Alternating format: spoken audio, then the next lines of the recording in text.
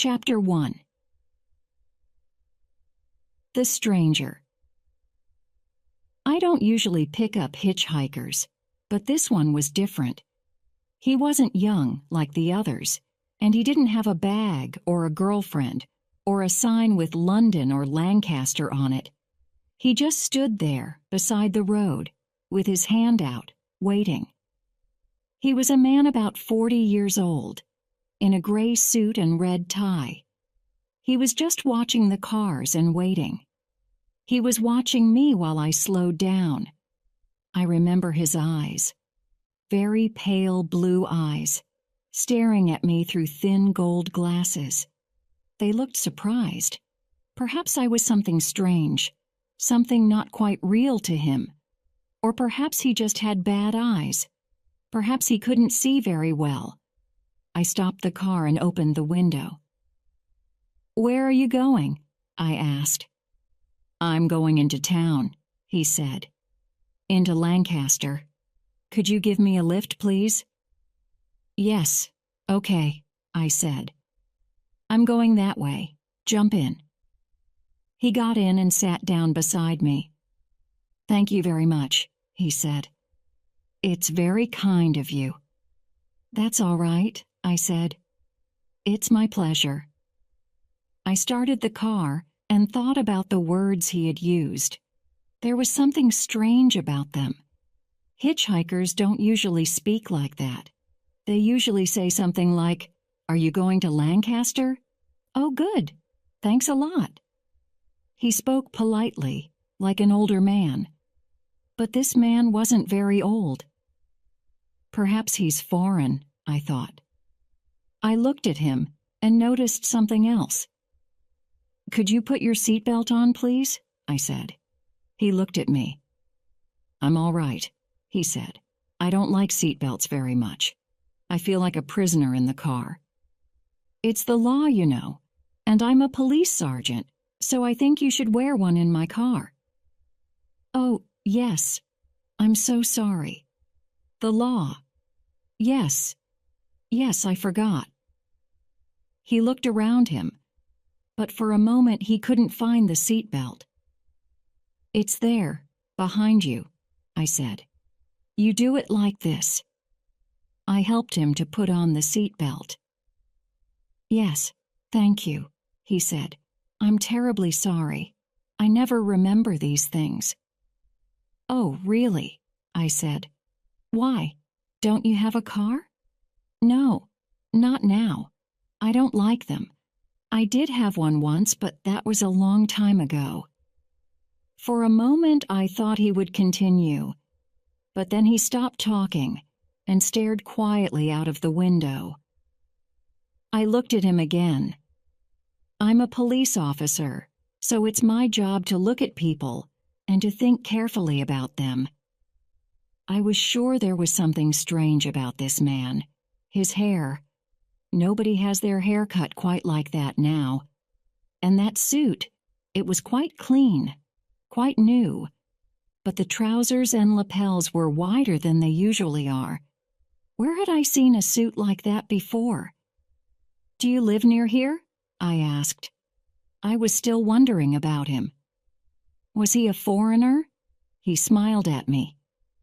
"I live in Lancaster, in the center of the town, in fact." I was listening carefully. He speaks very good English, I thought. He speaks in the local way. I don't think he is a foreigner, but that face. It's the middle of summer now, and we've had a lot of sun this year. Why is he so pale? "What sort of job do you do?" I asked. He smiled at me again. "Oh, I don't have a job at the moment," he said. "That's why I don't have a car now, you see." "You haven't driven for a long time, then?" I said. He looked at me again. That same quiet, surprised look. "No, I haven't," he said. "Not for a long time." I smiled at him. "I thought you hadn't," I said. "You've had to wear seatbelts in a car for many years. Sorry," I continued. "It's my job. Police officers always play at detectives. Yes, I see, he said. He smiled. A quiet, polite smile was on his mouth, but those pale eyes were still and empty. Then for a moment, I stopped thinking about him because there was a lot of traffic on the road. Cars were moving very slowly, and I saw a policeman in front, with several police cars and flashing blue lights. I knew the policeman, so I stopped the car beside him. "What's the matter, John?" I asked. "It's an accident, Sue," he said. One car stopped suddenly, and another car went into the back of it. "Anyone hurt?" "3 people, I think, but they don't look too bad. The ambulance will be here soon." "Do you need any help?"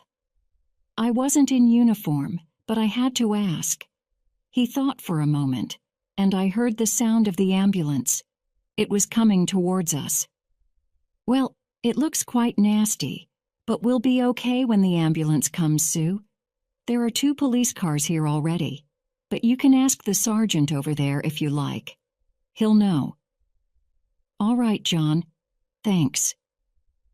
I drove on slowly to the accident. There was glass all over the road, and the 2 damaged cars were by the side of the road on the left. It seemed that one car had hit the back of the other and pushed it off the road.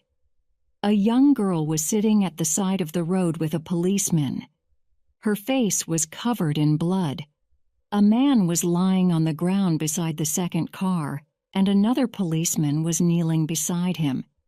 The sergeant was talking to the driver of the first car, who was still in his seat. Chapter 2. An accident. I parked the car, got out, and went over to the man on the ground. "Is there anything I can do?" I asked the policeman. He looked up, surprised, and then he recognized me. "Oh, it's you, Sue. I think he's okay. He's breathing and his heart's fine. But I don't like the look of that leg."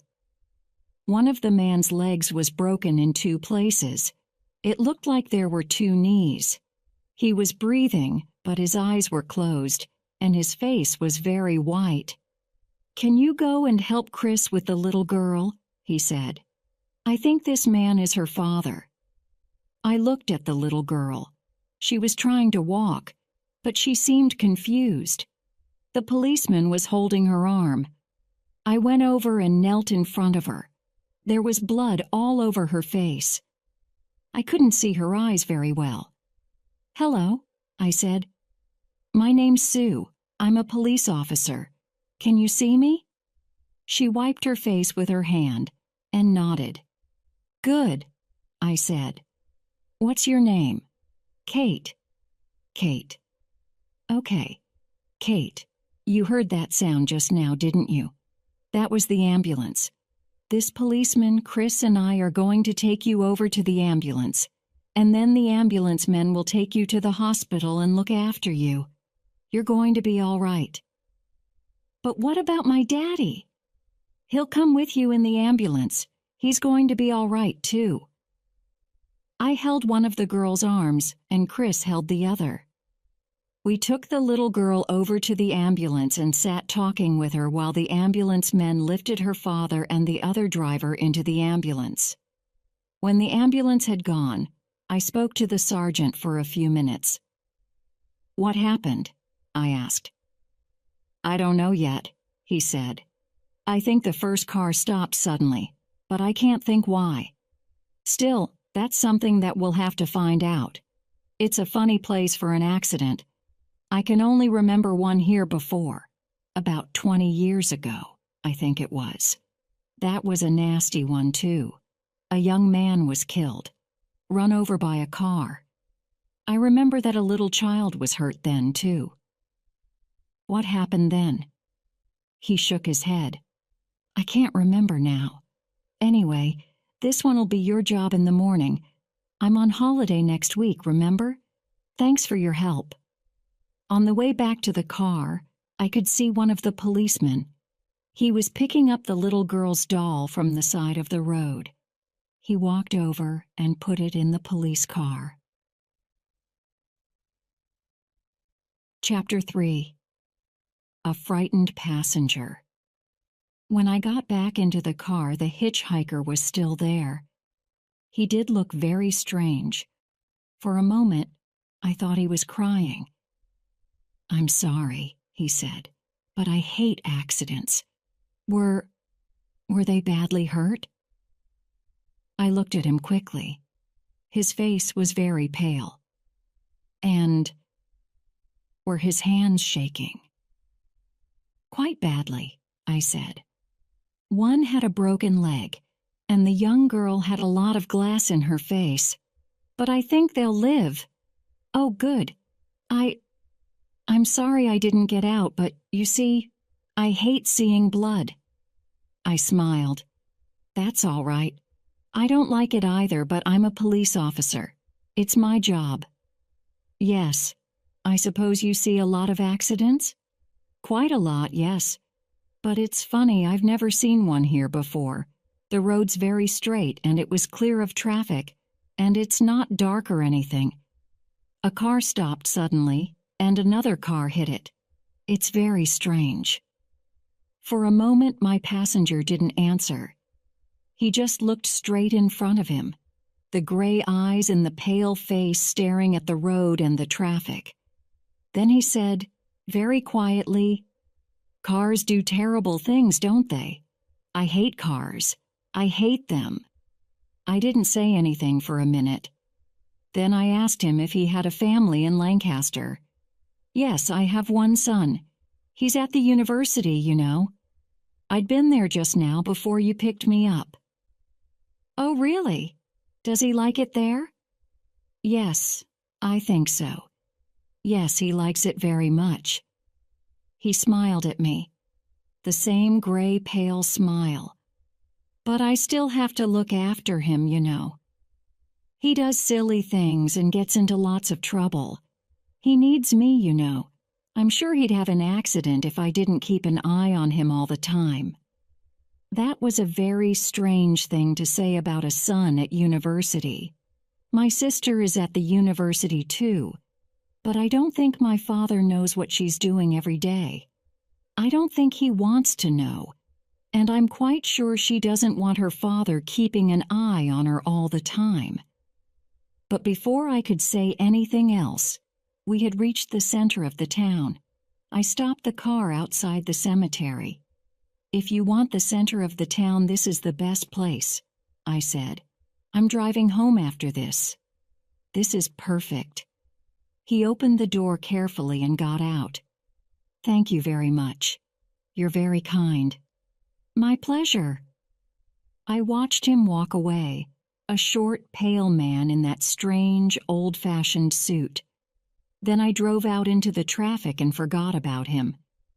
Chapter 4. Where's the body? Next morning, I found the reports of the car accident on my desk. There were photographs of the two cars after the crash, and a plan of the area.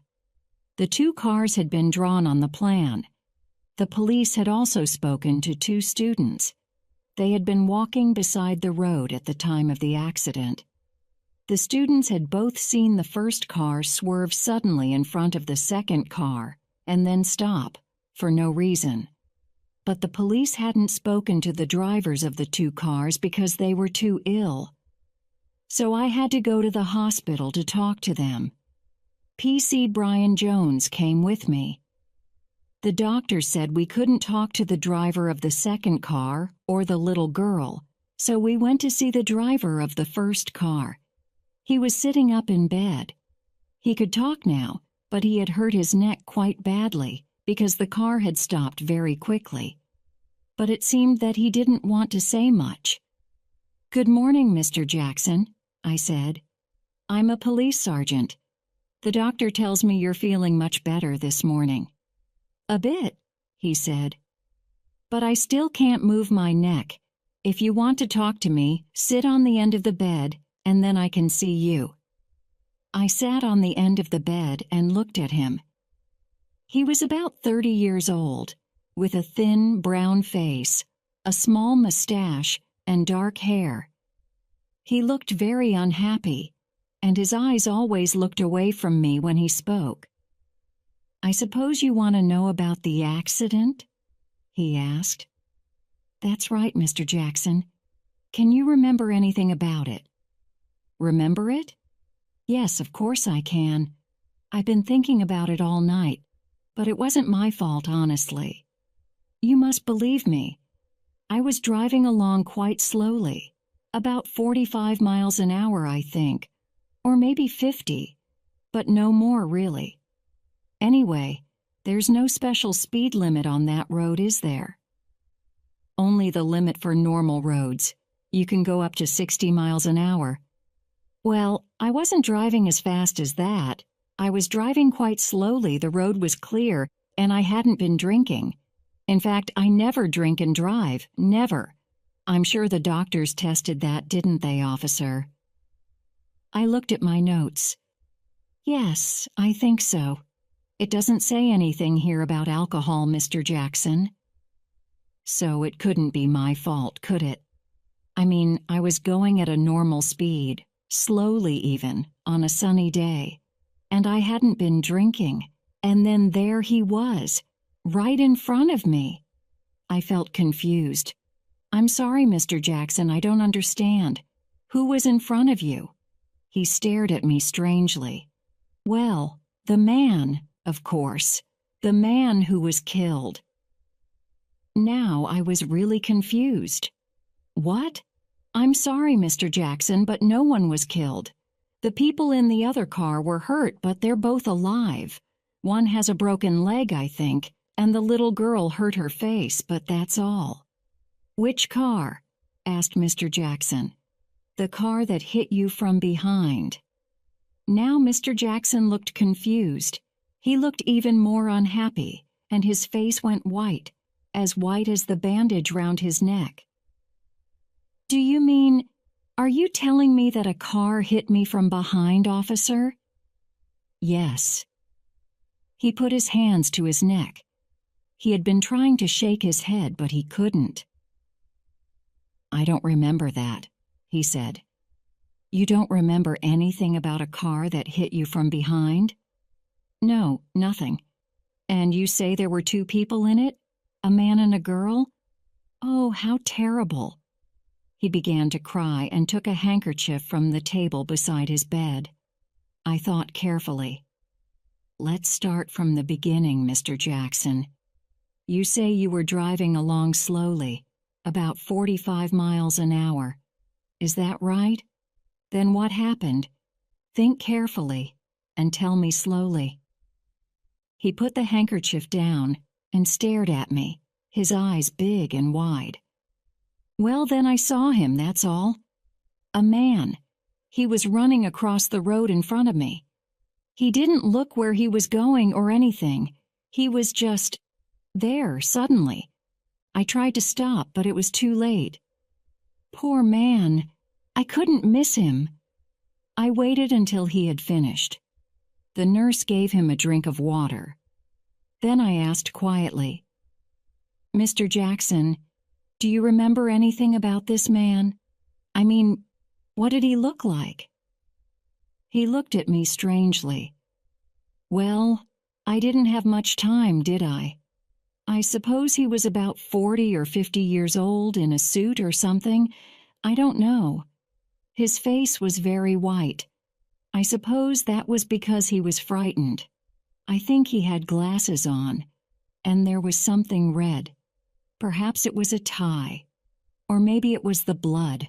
I don't know. But why does it matter? You've got the body, haven't you? You know who he is." I looked at P.C. Jones. This man's crazy, I thought. Perhaps he has hurt his head, too. I felt sorry for him. I spoke very slowly and carefully. I tried to make my voice as kind as I could. "Mr. Jackson, we haven't found a body. No one was killed in the accident. You didn't hit anyone. You just stopped your car suddenly, and the car behind ran into you, that's all. But does that mean you're going to prosecute me? He asked. I'm not sure yet, Mr. Jackson, I said. We haven't finished our investigations, but I'm afraid the police usually prosecute people for dangerous driving if they stop suddenly for no reason. But you can't do that. I'd lose my job. I'm a salesman. I drive hundreds of miles every week, and nobody can work for our company if they have been prosecuted for dangerous driving. That's why I never drink and drive. Never. And I never stop without a good reason. There was a man there in front of me, I told you. I saw him as clearly as I can see you now. Well, I'm sorry, Mr. Jackson, I said, but there was a serious accident, and at the moment it seems it was your fault. That's all I can say for now. Chapter 5. The Doctor Explains. Outside the room, the nurse stopped us. Could you both wait in here a moment, please? She said. I think the doctor would like to speak to you. We heard the nurse talking to the doctor outside the room for 2 or 3 minutes, and then the doctor came in. She smiled at me. Good morning, Sergeant Fraser, she said to me. You've been talking to Mr. Jackson, haven't you? Yes, I said. Poor man. He's not very happy, I'm afraid. No, of course not, said the doctor. Well, it was a nasty accident, wasn't it? And he's hurt his neck quite badly. But the rest of him is okay. He should be out of hospital in a few days. Yes. I looked at the doctor carefully. Doctor, are you sure that he hasn't hurt anything else? His head, perhaps? You see, I don't think he remembers the accident very well. He thinks he killed somebody who walked in front of the car, but he didn't. Nobody was killed. Nobody walked in front of the car. And he doesn't remember the second car at all. Yes, I know, she said. I wanted to talk to you about that. Of course, people do forget accidents. That's normal. They often don't remember anything about them. So I'm not surprised that he doesn't remember the second car. But it's very unusual to remember something that didn't happen. She stopped for a moment and looked at me thoughtfully. So I thought, perhaps I shouldn't say this, but I thought you should know. Last night this man had a small problem with his heart, a very unusual problem. For a few minutes it beat very slowly, it nearly stopped, and then it started again. And people who have a heart problem like that aren't usually allowed to drive, because they might become ill for a couple of minutes. And then, of course, a car would stop suddenly. I see, I said. So you think that perhaps he had a small heart attack yesterday, too? I don't know, she said. Maybe he had the attack because of the accident. I haven't seen his doctor's records, so I don't know if he has ever had this problem before. I see, I said. Well, thank you, doctor. That's very helpful. Chapter 6. A good explanation. That explains it then, said Brian Jones as we drove back to the police station. There wasn't a man in front of his car, and he knows it. I mean, if the man did have this heart problem, then he couldn't have a job as a salesman, could he? He wouldn't have a driving license, and he'd lose his job. And he's very afraid of losing his job, isn't he? He told us that. Yes, I said. But that doesn't explain his story, does it? Well, yes, maybe it does, Sergeant, he said. Look at it this way. Perhaps this man had a problem with his heart several years ago, and then he got better, so he got his driving license back. His job and his driving license are very important to him, so he always drives very, very carefully. He never drinks and drives or does anything silly. And why is he so very, very careful? Because he's always afraid that one day his heart problem will come back, and then he'll lose his license, his job, and everything. Then yesterday it did come back, and so he had this accident. But he wants us to believe that it wasn't his fault. So he has invented a story about a man who ran in front of the car. Only it isn't a very good story, that's all, because there wasn't a man, and there isn't a body. Brian Jones smiled at me. He's a young, clever policeman, and he was very pleased with himself. It was a good explanation, too. I couldn't see anything wrong with it. Back at the police station, I checked everything carefully. But no one had found a body. No one had seen a man who ran across the road. I looked at the front of Mr. Jackson's car carefully with one of the police scientists. There were no marks on it at all. Only the back of his car was damaged, where the car behind had hit it. Either Mr. Jackson was mad or he was lying.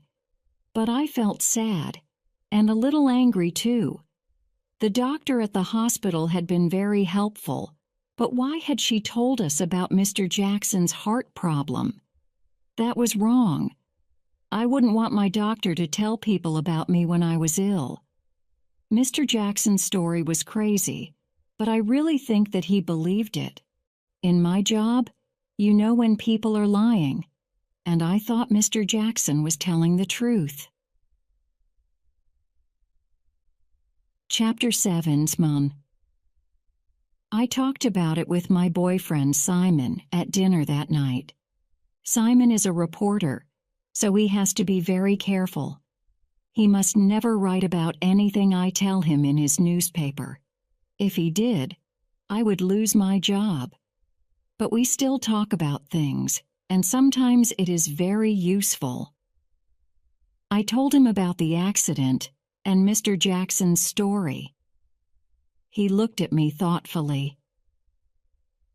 "It's a strange place for an accident, isn't it?" he said. "The road's very straight there." "That's right," I said. "No one ever stops there. I only stopped because For a moment I stopped talking, my fork in my hand. "Sue? Sue, what's the matter?" Simon said. "Simon, that's it. I've remembered the thing that worries me about all this. The hitchhiker." "What?" "The hitchhiker. The man Jackson described. Pale face, suit, glasses, red tie. There was a man like that in my car." Quickly, I told Simon about the man that I had picked up before I saw the accident. "Yes, but he wasn't dead, Sue. He was in your car, quite safe, and you picked him up a long way away from the accident." "Not very far away. About half a kilometer, perhaps. The traffic was moving very slowly because of the accident. Maybe he walked there. It's possible." "You mean, perhaps the hitchhiker was walking across the road, and Jackson saw him, stopped his car, and then the other car hit Jackson's car?" "Yes, that's right. And then the hitchhiker ran on down the road, and then I picked him up. Simon, I have to find that man." Simon looked thoughtful. "Yes, but wait a minute, Sue. Why would the hitchhiker cross the road there? There's nothing there. And anyway, if he was walking towards you, he was walking away from town, not towards it." I shook my head. "I don't know, but I want to find him. He said he lived in Lancaster. And another thing, Simon. One of the older police sergeants said there had once been an accident on that road before. Something about a child, I think it was. About 20 years ago. Maybe more. Can you check in your old newspapers and find out about it? I think it may help." Simon groaned. You want me to check the records for a little thing like that? Do you know how long that takes? I smiled at him. But you'll do it for me, won't you, Simon? I said. Please. Chapter 8. Flowers on a Grave. It took Simon a long time, but he found the newspaper story in the end.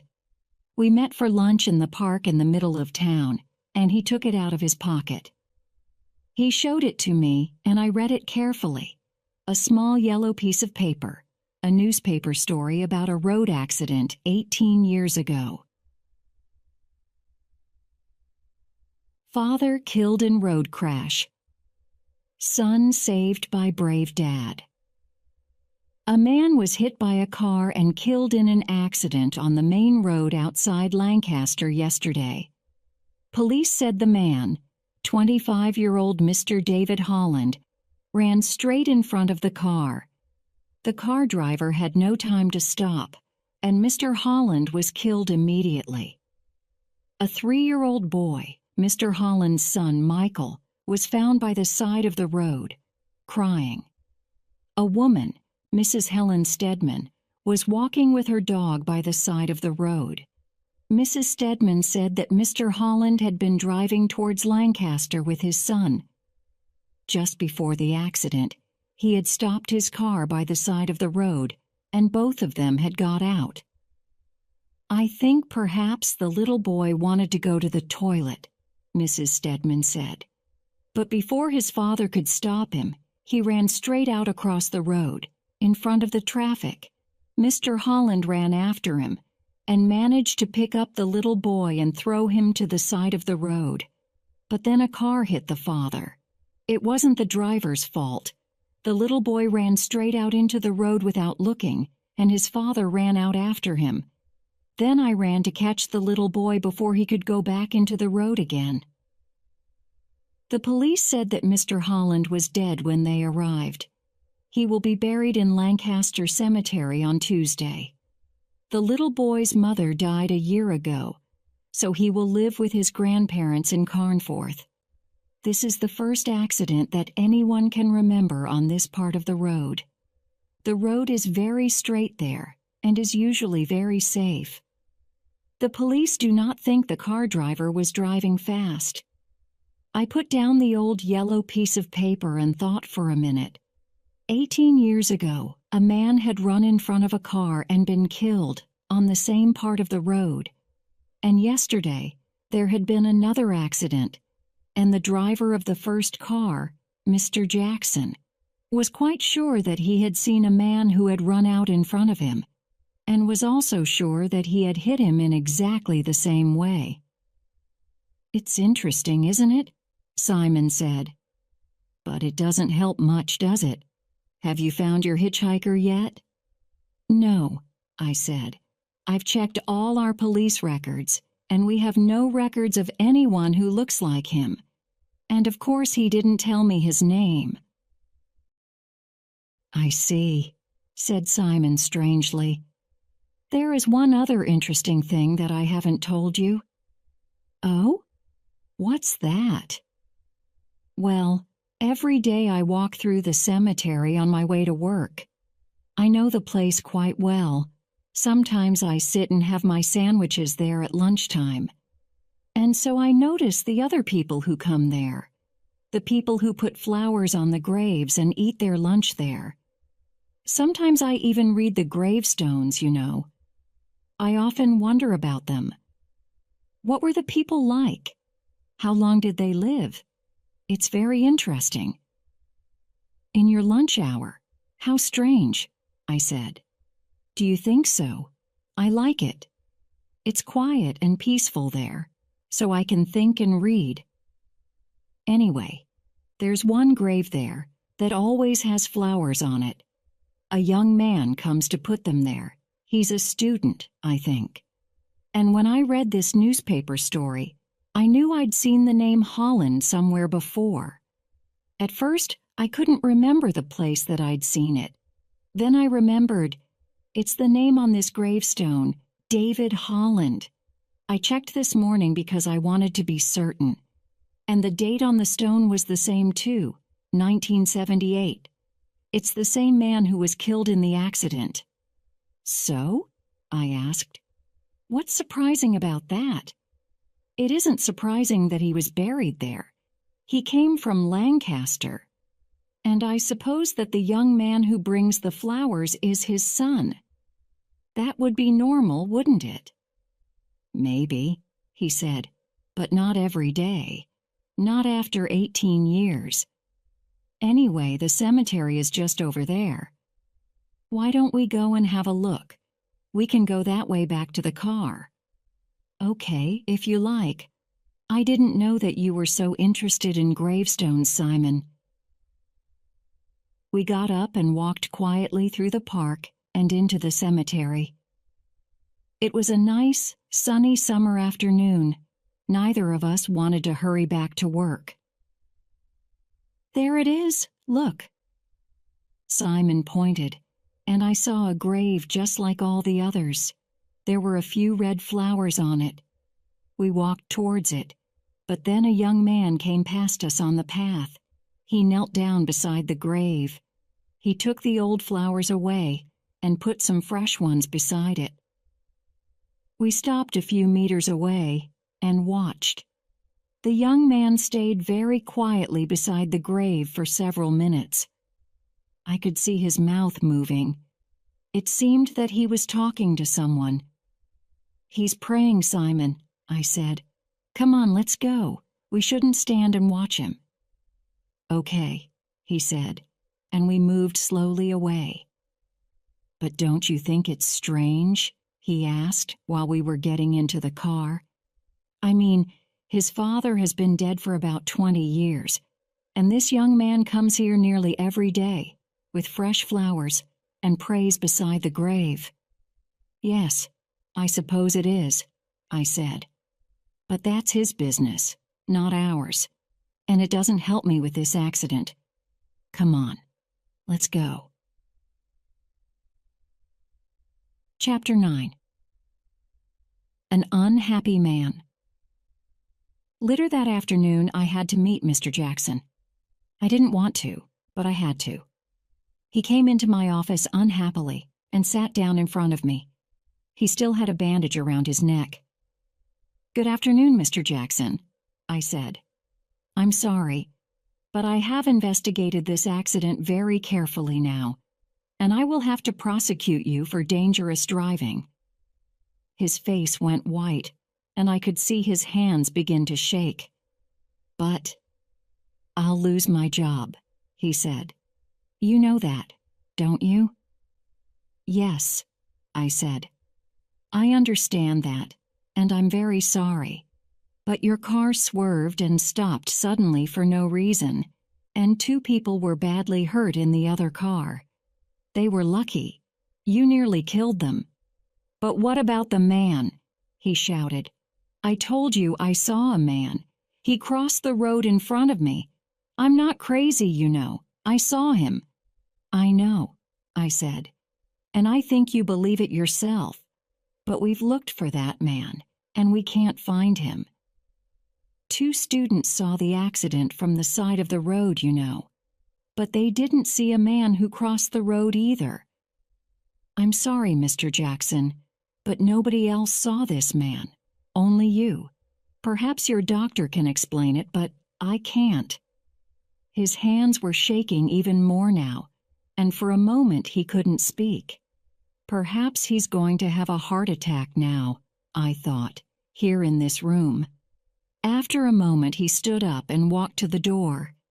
At the door he turned and stared at me. He began. "You're wrong. I'm not mad, you know, and I'm not ill either. You wait. One day you'll see something like this, and no one will believe you either. Then you'll know how I feel." He walked out, shutting the door loudly behind him. Chapter 10. The Return. That Saturday, I had to go to the university. My younger sister, Elizabeth, had just finished her studies, and she was getting her degree. My parents had come to watch, and we were all going out for a meal afterwards. I put on a nice dress after work and went to the university. When I got there, we sat and watched and listened, and then everyone had tea outside on the grass. It was a funny day. All the students were wearing good clothes instead of their normal jeans and t-shirts, and they all took their parents round to meet their friends and their friends' parents. Everyone was standing there talking to strangers and feeling a little embarrassed. I was just getting myself another cup of tea when I saw him. He was standing there with a cup of tea in his hand and a silly smile on his face. The hitchhiker. I stood quite still and watched him. He was standing in a group with 2 young men, students, and 2 older people. They talked and smiled for a few minutes, and then the hitchhiker and one of the students moved away and began to talk to another family group. That student is his son, I thought. And I know him too. He's the young man we saw in the cemetery. The hitchhiker was still very pale, and he was still wearing that old-fashioned suit. I noticed another strange thing, too. None of the other parents talked to him. In fact, one man nearly walked straight into him. But I didn't think much about that then. I knew that I had to talk to him. Perhaps he could help me about the accident even now. I smiled and walked towards him. "Hello," I said. "I didn't think that I'd see you again." He turned quickly, and for a moment I was sure he was afraid. Or perhaps I was the first person who had spoken to him that afternoon. But then he smiled too. "How nice," he said. "You're the lady who gave me a lift into town a week ago, aren't you?" So he remembered me too. That was interesting. He looked worried. "But you're a policewoman, aren't you? So you can't be a student, and you're not old enough to be a parent. So why are you here? Has there been a crime?" "No," I said. "My sister's getting her degree, that's all. Is this your son?" "Yes," he said. "Michael, come and meet my policewoman friend. She gave me a lift in her car the other day." Michael smiled and shook my hand, but I thought he looked a little nervous. That was very kind of you," he said.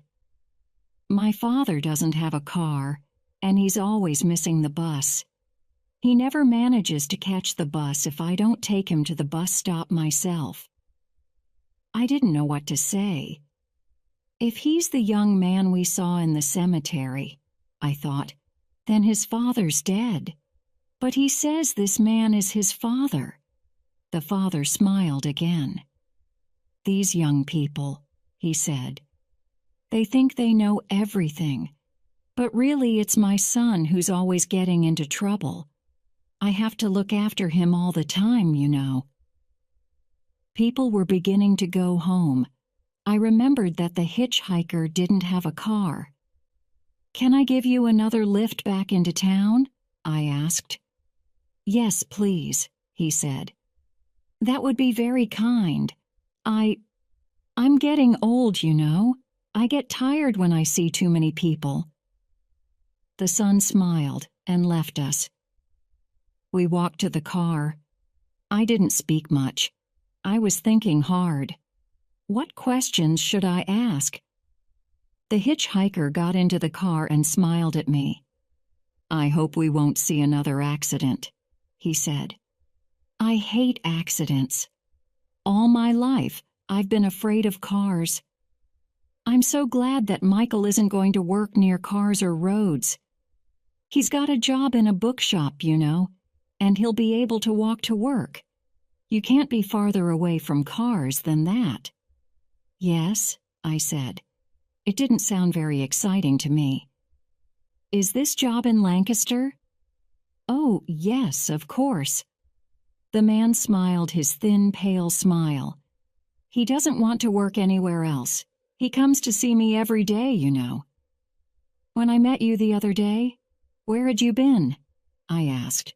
With Michael, of course, he said. At the university. How did you get there? I walked. It was a nice day. Did you cross the road about 10 minutes before you met me? I asked. Did you walk in front of a car, perhaps? He looked surprised and unhappy. No, of course I didn't. Are you sure? Quite sure. Because the driver of one of the cars saw you, you know. Saw me? What do you mean? One of the drivers in that accident saw a man, just like you, who walked straight across the road in front of him.